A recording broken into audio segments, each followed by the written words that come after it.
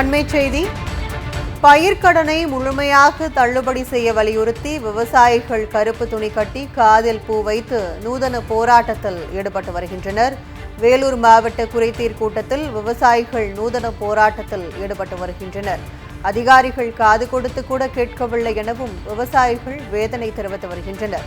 தாவேக அரசு அளித்த வாக்குறுதியின்படி பயிர்க்கடனை முழுமையாக ரத்து செய்ய வேண்டும் என விவசாயிகள் முழக்கமிட்டு வருகின்றனர்.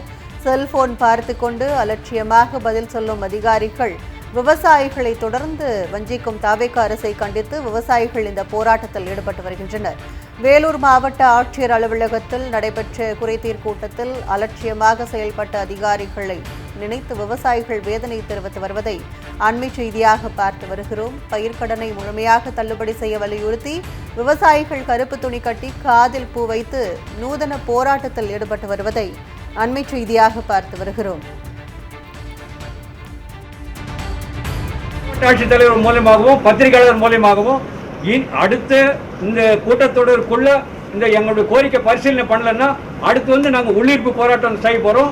அடுத்த மாவட்ட ஆட்சித்தலைவர் எங்களுக்கு கருணை கொலைக்கு அனுமதி கொடுக்கணும். அதாவது தற்கொலைகள் நடந்து கொண்டே இருக்கிறது. அதாவது விவசாயிகள் கடும் தற்கொலை நடக்குது.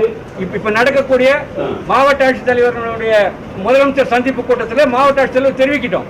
இந்த வேலூர் மாவட்டத்தில் கூடிய விவசாயிகள் அனைவரும் ஒட்டுமொத்த கடன் நிவாரணம் கேட்டாங்க அப்படின்னு தெரிவிக்கணும். விவசாயிகள் தற்கொலையிலிருந்து காப்பாற்றணும்னா முழு கடன் நிவாரணம் கிடைக்கணும். அப்படி தவறும் பட்சத்தில் எங்களுக்கு கருணை கொலைக்கு மாவட்ட ஆட்சித்தலைவர் அனுமதி கொடுக்கணும் அடுத்த கூட்டத்தில்.